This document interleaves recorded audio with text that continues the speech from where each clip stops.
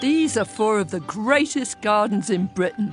Gravetime Manor, Ashwood, Great Dixter and Gresgarth Hall.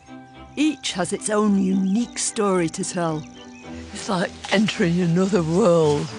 Join me, Carol Klein, on a journey through the four seasons as I experience a year in their lives. I wish you could smell the perfume. Meet the people who look after them.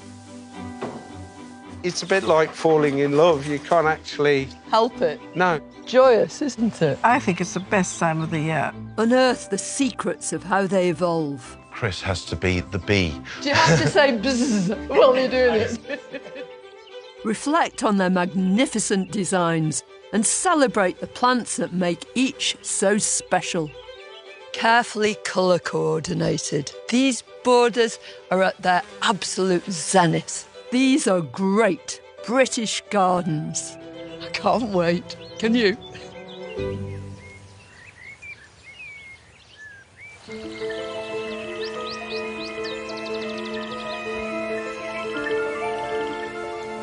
This is Gresgarth Hall, near Morecambe in rural Lancashire.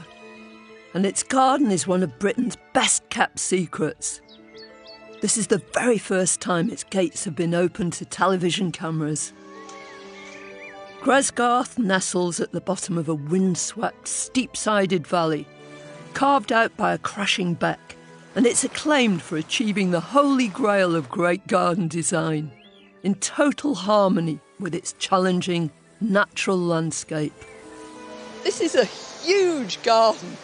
It can be noisy, tumultuous, wet and windy. I'm going to have to get to grips with it in bite-sized pieces.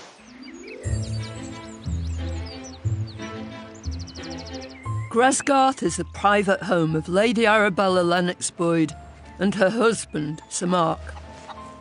Lady Arabella was born and brought up in Italy, and she's been designing gardens for more than 45 years, winning 6 gold medals at the RHS Chelsea Flower Show. I came here and I didn't like it at all. I mean, I thought, how am I ever going to make a garden here? I knew that I needed views. I also knew that the landscape was so strong that I couldn't fight against it. I had to go with it, and that my garden had to merge into the landscape as naturally as possible. At Gresgarth Hall, Arabella has designed a landscape of complete contrasts, formal on one side and relaxed on the other. To the west of the hall, long herbaceous borders and lawns provide strong architectural elements. On the other side, everything changes. Carving its way through the landscape is a river called the Arkle Beck. Crossing this turbulent torrent rewards us further, leading us on into a wild and wonderful wood.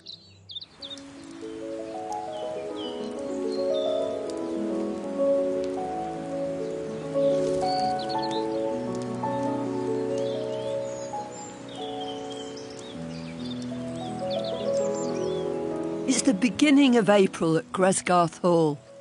Despite spring coming late to North Lancashire, this sleeping beauty is waking up, and the garden is beginning to sparkle with early gems. Arabella is giving me a tour of the grounds, starting with a wonderful lake that sweeps away from the stone terraces. That lake is just lovely. Was it always like this, though? No, it wasn't. It was like a sort of banana shape.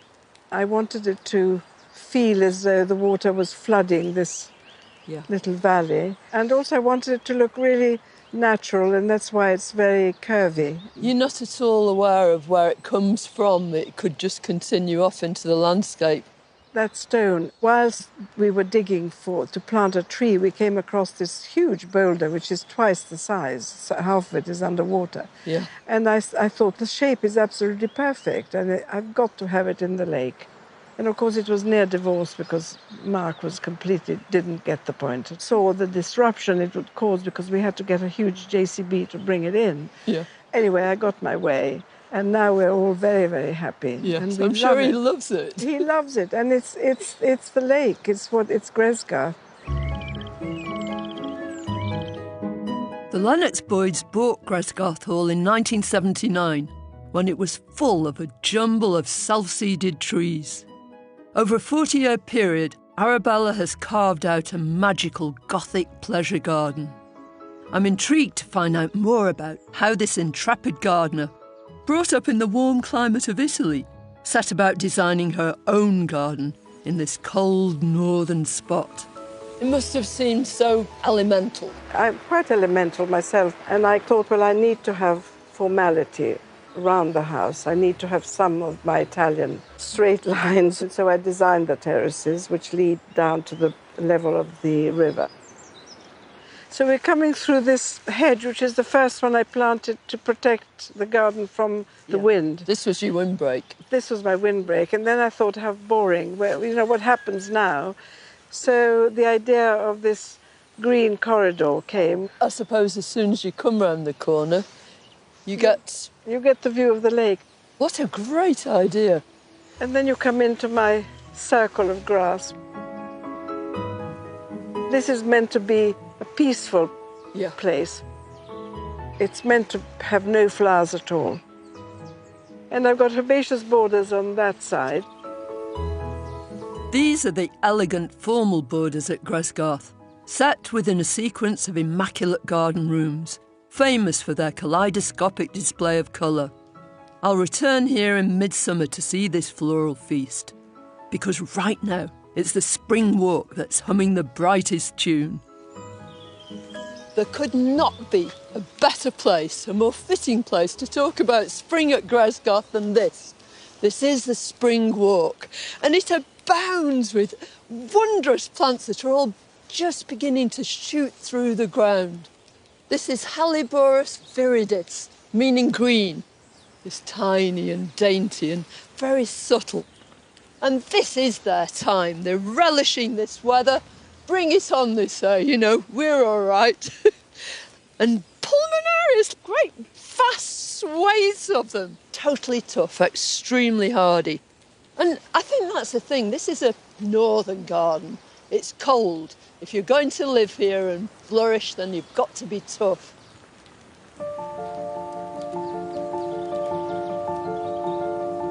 Even in the Lancashire drizzle, this garden is a mouth-watering prospect. But when I come back, it'll be the height of summer. It's then that I'll get the chance to see Gresgarth's strong structure, painted with a riot of floral loveliness. It's just gorgeous.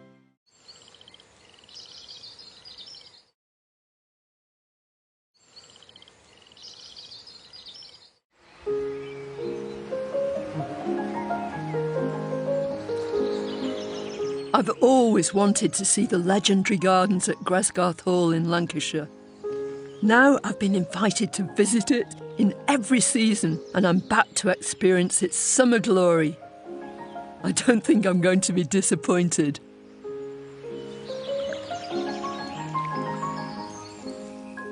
It's almost unbelievable, the transformation that's occurred since we were last here. We had that cold, wet spring, and then suddenly the whole summer got concertinaed into a few weeks. And now everything has burgeoned. Everywhere is smothered, covered in blossom. It's just gorgeous. The whole spirit of the garden has changed. In the spring, there was a challenging feeling, almost a rush to the head. Now everything's softened and relaxed, thanks to Arabella's renowned summer planting. Of all the flowers in a gardener's vocabulary, it has to be the rose that epitomises summer best. And here at Gresgarth, roses are in complete control. I wish you could smell the perfume. It just wafts everywhere. And they're growing up the walls, over pergolas. They're absolutely everywhere, and they're at their very peak. It makes you feel as though you've fallen, very softly, into the middle of a magical fairy tale.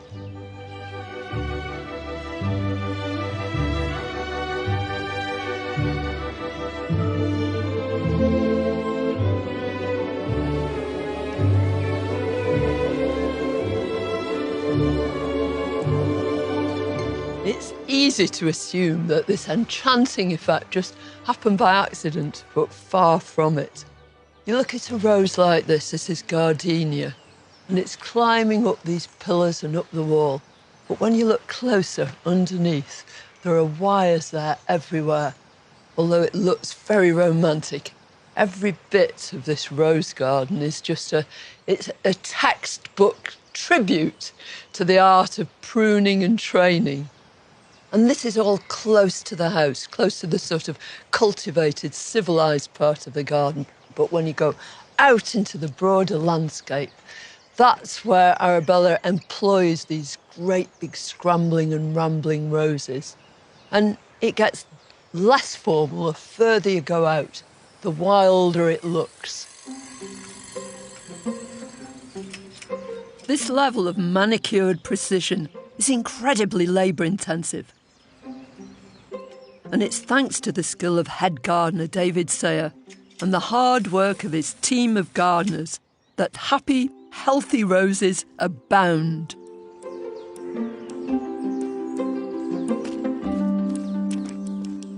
You look lovely in your arbour. Oh, yeah.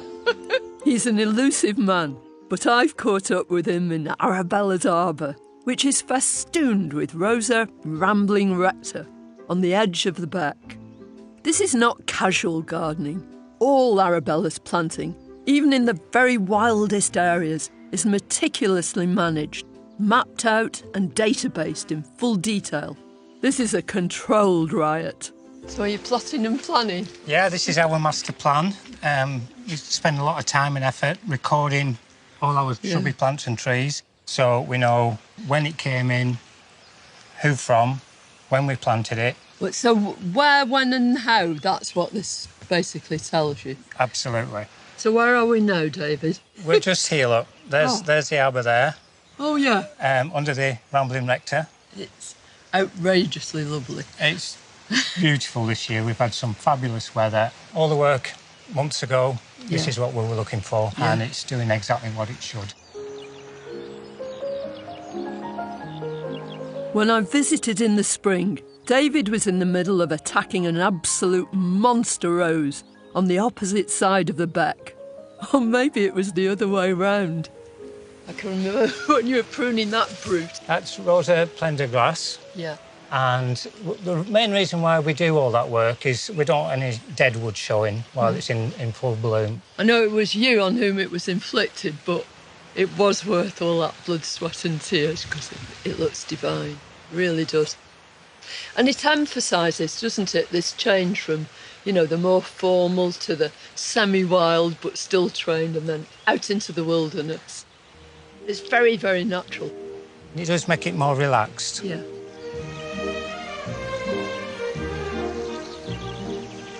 And it's into the wilderness that I'm now heading. I'm crossing over to the other side of the beck to explore part of the garden I've yet to step foot in, the wild wood. This is Arabella's Arboretum, where she indulges her great passion for trees. Isn't that just pure poetry? These dainty ornamental trees belong to a family called Cornus, and they're a good choice for a smaller garden because they have lovely year-round interest. In this variety, what looks like the flowers are deep pink, but they're not flowers at all, they're bracts, petal-like forms, and the flower itself is here, lots and little tiny flowers, a cluster. So the whole idea of these big bracts that are so bright and vivid is to bring in pollinating insects. It's like waving flags and saying, this way, and in they come into the flower in the centre here. But this is only one collection amongst many. Arabella's cunningly plotted footpaths take us on a journey into the secret depths of the woods. Oh, look at this. This is a sort of fairy tree. It's Styrax japonica. Normally Styrax have white flowers, but this has these dainty pink blossoms that just hang down in little bunches. But these are no collections of the usual sort. They're not lined out and numbered and named. The whole point is that they're used beautifully. They all look as though they naturally grew there. This is Arabella's wonderland, and we're invited into it, and we can lose ourselves here.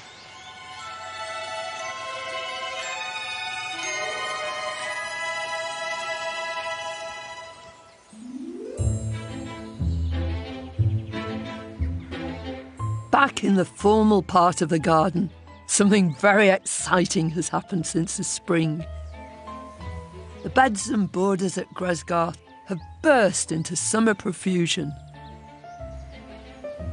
Arabella is much admired for her incredible herbaceous borders, set within these garden rooms with their structural yew hedges, also designed to shelter the plants within from the fierce westerly winds. And now, at the height of summer, these borders are at their absolute zenith, carefully colour coordinated. Herbaceous perennials, grasses and bulbs all combine together to create what is everybody's idea of a quintessential English summer garden. How lovely to see you. This is Gresgarth's iconic blue garden. I've been longing to see it for years and years. Well, I've been longing to show it to you, and so here we are. The borders were laid out by Arabella to indulge in her passion for plants. Here one colour shines brighter than all the rest. Why did you choose blue? Why a blue border? I think it's because there are a lot of plants that I love which are blue. There's this lovely sort of concentration of purple and blue here. It is good, isn't it? Do you know what I love about that aconite? I like those limey green buds. They're almost lemon, aren't they? They are. And the blue is as if it had been painted on those individual flowers. I love the solidity of those delphiniums too, and then grasses just coming out over there too. It's lovely. Oh, thank you. This summer has been very unusual, especially up here in North Lancashire, because it's just been so hot and dry. Well, it's been unbelievable. It was like being in Italy. We had 6 weeks of drought and we're going to have more. So the herbaceous have behaved in a completely different way than they usually do. The achilles are standing up. The phlox you can hardly see because they haven't grown, because they like it wet. The overall look of the herbaceous border is looking prettier because it's more delicate than when all the phlox are out. The planning that must go into it is immense. I think it's different when I do it for a job, where there everything is very, very, very organised. Yeah. And I know exactly what is going in and I know all the names. When it comes to my borders, it's more like I go to a nursery and I see something wonderful, so I buy it and I plant it. And then you have surprises, like suddenly there's a crocosmia that's going to flower there. It's against the rules, but it doesn't matter. I really don't want to be too strict with these borders. No, that's what I love about it too, because you allow plants to be themselves. Well, I try. Arabella's blue borders perfectly demonstrate her soft, feminine planting style. She's an artist, painting with flowers, and she doesn't only do blue. Oh, a whole new place. Well, this is my yellow border, which started off by being the hot border, and then I slowly got rid of the dark oranges. There were a lot of them. Yeah. And I left the yellow and I added a massive amount of blue because I do find yellow quite difficult, I have to say. Yellow and blue together are a classic combination, aren't no, they? they look pretty. It's looking good this year.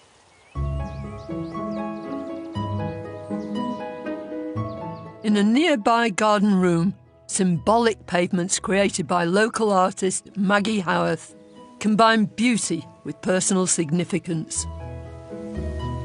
So this is this lovely mosaic, but made from pebbles. And isn't this the Gresgarth wind? The Gresgarth weather, wind from the west. And on the left we have Leo, which is sun. Yeah. And that is one of the 4 signs of the zodiac, which we have in the 4 corners. The signs of the zodiac represent Arabella's family. So you're Capricorn, but depicted here in mosaic. Yes. I'm a Cancerian, we're opposites. Ah. But I think your garden is a very personal garden. Couldn't be anybody else's but yours. I agree with you, and I think that that's what I try in my work. I obviously give myself to the garden I'm designing, but then I always say to my clients that they have to make that garden theirs. Yeah. Because mine is just an idea that I put there for them to use to make it their own garden. On the deepest level, all gardens can be seen as symbolic, a representation of paradise, where nature is harnessed. But here at Gresgarth, in all its heady sensuality, you feel that nature's force lies just under the surface. There's strength and structure here, and yet you're constantly aware of Arabella's acknowledgement that it's nature who's truly in control. My summer visit is drawing to a close, but I'm looking forward to seeing what delights the autumn at Gresgarth will present.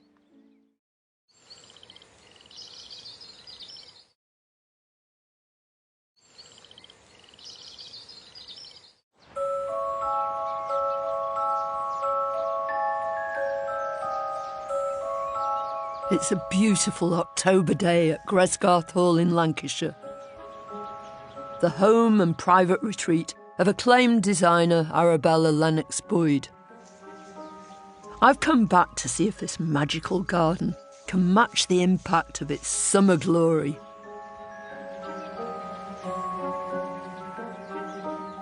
Just when you think you've seen this garden at its absolute zenith, it astounds you with this kaleidoscopic array of brilliant colours. The trees and shrubs are at their absolute best. And it's at this time of year that you really become aware of Arabella's flair and her huge passion for placing trees and shrubs to make them look as though they'd always been there.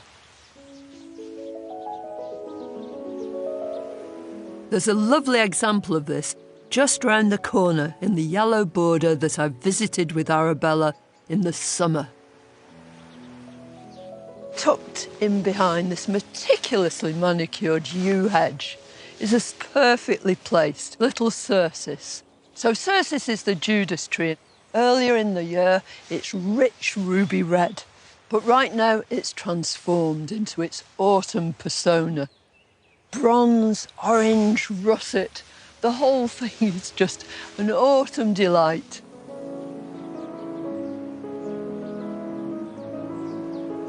The great herbaceous borders have also transformed themselves into an autumnal picture. Way back in the summer, these borders, blue borders, were full of flowers, lots and lots of phlox, a real summery affair. But now it's just as colourful, just as exciting. There are grasses all the way through, tall miscanthus with great soft heads. But the most predominant feature of this border is these huge clouds of asters. Michaelmas daisies, most of us would know them as, because it's at Michaelmas, during the autumn, that these begin to flower. It's shorter day length, which actually prompts their flowering. And what an array of them there are, and these bold, big spikes of Nymphophia glowing in those autumnal colours. The whole thing is just a glorious celebration of the season. But an intricate border like this doesn't just happen by itself. As Sue Allen, one member of the 4-strong gardening team at Gresgarth, knows only too well. So how long have you been here, Sue? I'm now in my 16th year here. I love the garden. Yeah. It's really something quite special, I feel. This really is quite a busy time of year because we've got to take all the tender perennials out of the herbaceous border that we've put in to fill the gaps in the summer and then start cutting back in the garden, ready to put the garden to sleep. I mean, you can't take any chances with tender stuff, can you? Because you're up north. We are indeed, yeah, and we've got to garden really with the weather, yeah. Come on. Sue's invited me to help with a typical autumn task, dividing some of the summer perennials that have now gone over in the borders. It's a way of making more plants by digging up large clumps and carefully dividing them into smaller pieces, which can then be potted up and grown on for next year or replanted. Her dogs, Leo and Kipper, are on hand to help. I wonder if that's why she chose border terriers. So in this border there's loads of flocks and this is a good time to be dividing them? Yeah, one of the best times to divide them. As you can see, this is quite a massive clump. It's really got quite out of control. First, we dig up the old plant, making sure to get the whole root ball. All right, Carol. About time I did a bit of weightlifting. Oh, thank you very much. Thanks, Kipper. Tell you what, you're living dangerously there, dog. Ready, steady. Pushing our forks in back-to-back like this is a good way to prise the clump apart. I love that wrenching noise, don't you? When they come apart. And you can see down here, Sue, look at all these little embryonic buds. They're going to make all next year's growth. Yeah. But this time there'll be lots more of them, won't there? Hopefully. But you can see the old woody rootstock here. And it's that you want to get rid of, isn't it? It is, so yeah. Invigorate the whole clump. Yeah. Yeah. So we chop out all the dead rootstock and old stalks, taking great care not to knock off those juicy young shoots. That's one good new plant, isn't it? And repeat.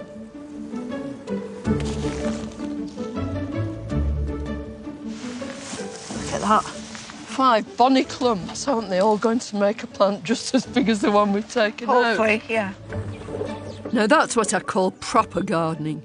Next year, the new plants will be ready for Sue to use in the borders, without her or Kipper having to buy in new plants. The dog's leading the way. Yeah.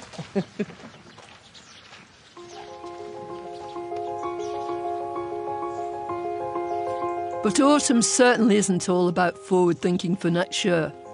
It's very much a time to indulge in its own special qualities: low light, soft colours and rich fruitfulness.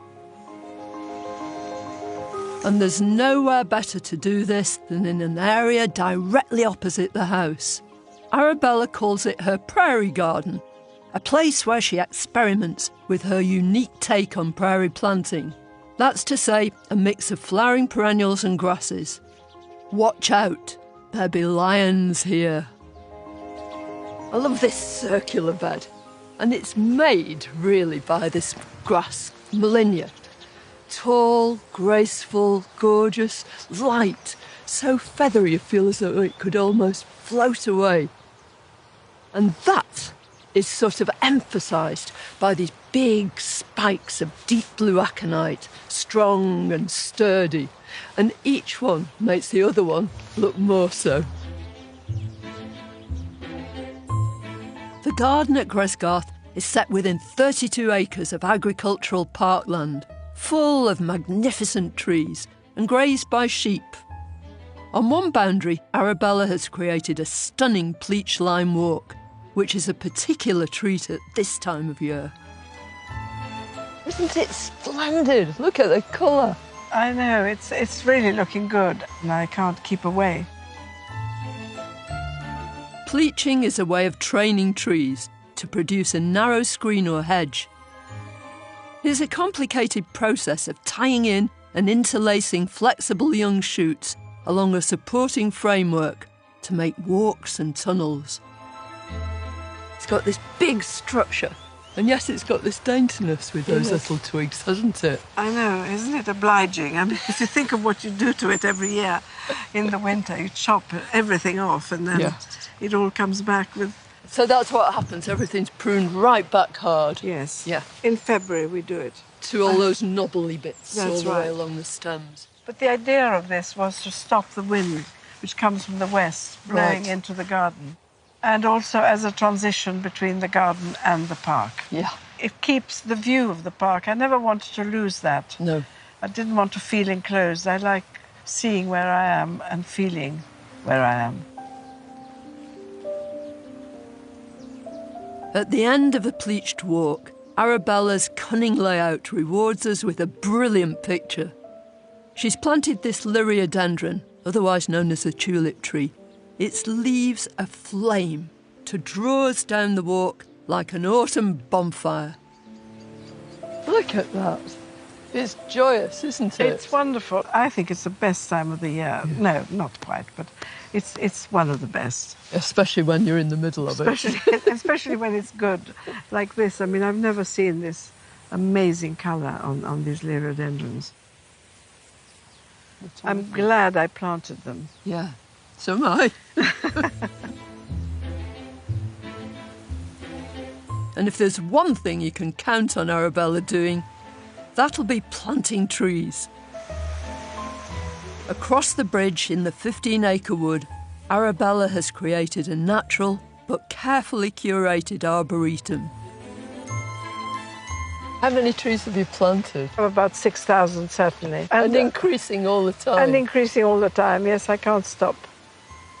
But the real skill has been making this woodland appear as if it's been here for 100 years. It looks so totally in tune with nature. Well, I think it's because of the wonderful trees, the oaks that were there, and the large trees which I've decided to keep. Yeah. So I decided to keep a matrix of old trees and then to open up the rest. Because they're its backbone to the lovely Absolutely, things. because you need the shade, but you also need the height and you need the history. Yeah. And you need the wood to feel natural, even though it's completely unnatural, really, because I've planted this big collection of trees, which is my passion.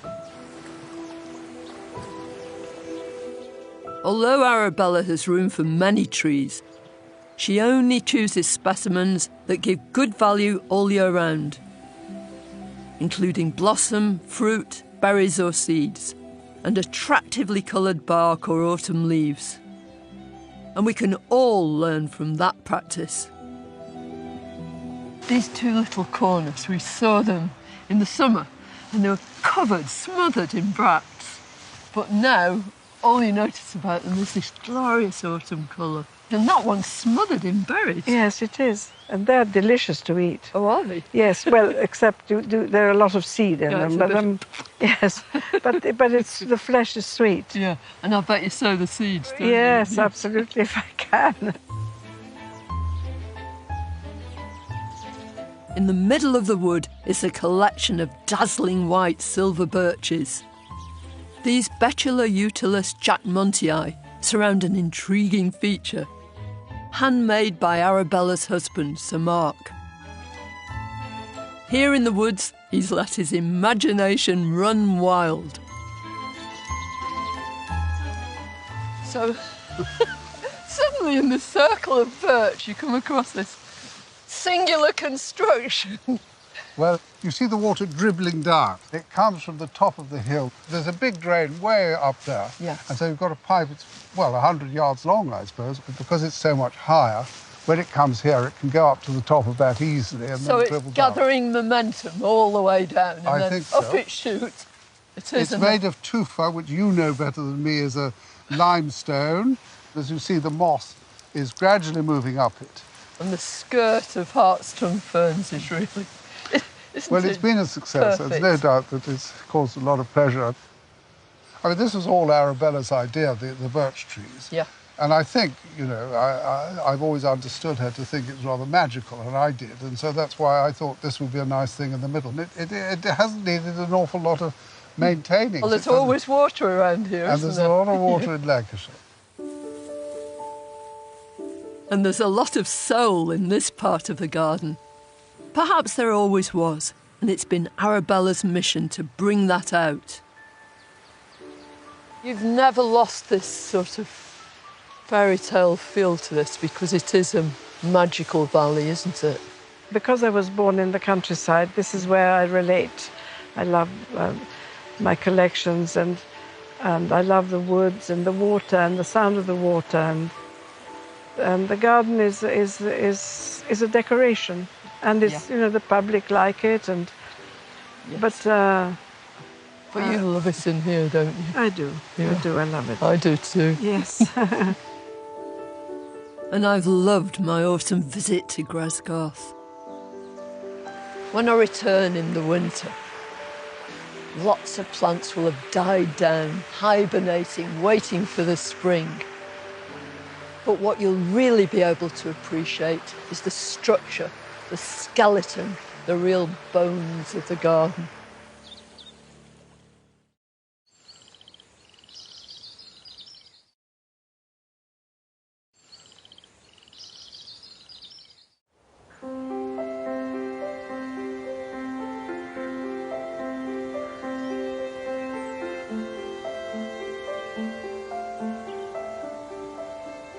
I'm back for my final visit to Arabella Lennox-Boyd's magical garden at Gresgarth Hall. It's winter. Early flowering trees and shrubs are awakening from dormancy. The camellias hold out their tight buds, just waiting for the merest hint of sun. You might assume that for a person with Arabella's Italian descent, winter in a cold northern garden might be a bit much, but not a bit of it. Arabella has come to understand it. Not only that, she embraces it. She moves it forward. She loves her garden in a British winter. Arabella knows only too well that a garden should be a feast for all the senses. I've admired splendid sights in every season here, but now one of the real surprises comes from perfect perfume that wraps around the terrace. There's one aspect of winter gardens that's very often neglected, and it shouldn't be. It's scent. This lovely little shrub, Sarcococca, has tiny, tiny little flowers. But the aroma from those flowers is just beautiful. And the scent pervades the air. Wherever you walk, you can smell it. There's a whole host of other things too. And Arabella's planted them in vast arrays around the place because she says she wants, wherever you walk, in the winter, to experience this beautiful perfume. Whether you're drinking in the scent in the formal garden near the house, or strolling through the wild woods, the perfume of scented shrubs pervades the air, stopping you in your tracks. Walking through here could not evoke winter anymore. There's the sound of the beck rushing by, and everywhere you're surrounded by these russets. But suddenly, you're stopped in your tracks by this burst of colour. These beautiful cones of sparkling flowers. They're witch hazels, hamamelis. There's this sharp, spicy fragrance, and it carries on the air right through the wood. And if you look at them individually, each flower is just something space age. These slender, slender petals which wave around, attracting insects, bringing them in. The essence of winter, but the promise of spring.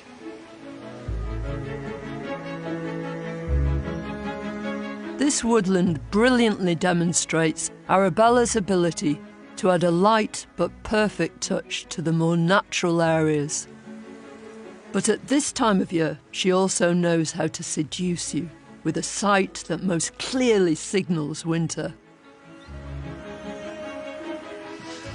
As you come down, you can just see the sea of white.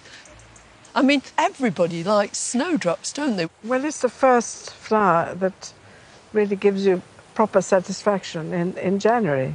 You just know that spring's on its way and nothing's going to stop it. Absolutely. And then there is the markings that you start looking at when you become obsessed by them. Yes. And you also realise that you have to literally lie on the floor to see what them. they're like. Or sort of bend right down. But still. So they're not only beautiful, but they provide great exercise. They do provide great exercise, yes. Snowdrops also take kindly to being moved from one spot to another. When they've finished flowering, dig up the bulbs and replant, and you'll be rewarded with even more of them the following year. I love this little corner. It's sort of secluded almost, isn't it, and private. These borders here, I call them the early spring borders. Exciting to see the hellebores just coming out. It's absolutely wonderful for this time of the year. What's so lovely about this planting is that everything's growing the kind of place it would in the wild if it were a wild plant. Because this is what hellebores love, isn't it? Well, they like this leaf mould, which I put on every year, and a slight dapple shade. I just think that there's such good value for this time of the year.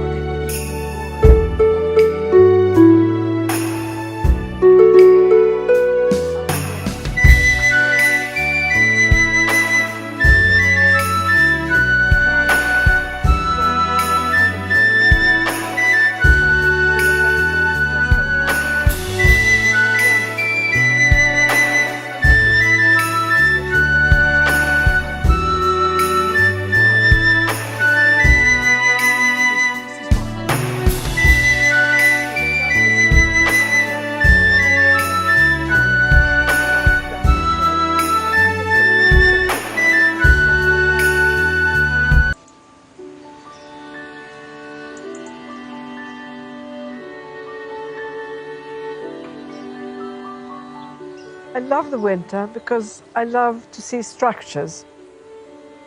And now you see these lovely box balls and architecture, whilst in the summer there is so much going on, particularly in this garden, I think, because I can't stop buying plants. So I'm filling the borders with everything I like. So winter is simplicity and freshness and just being able to see everything.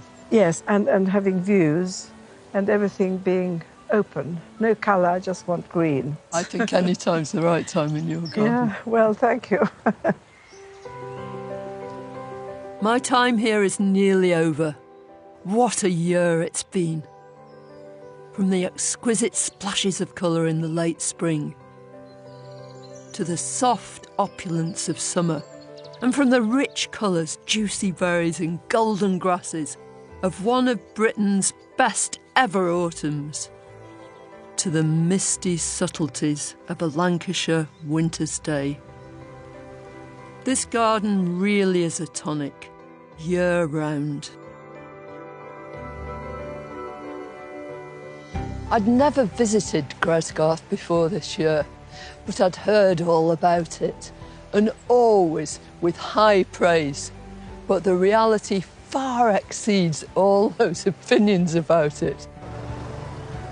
Arabella's got a strong personality, and yet you feel that here, rather than her imposing her will on the garden, it's the garden that's played the tune. She honours the place, she respects every inch of it, and it shows everywhere. And that's what makes Gresgarth one of Britain's great gardens.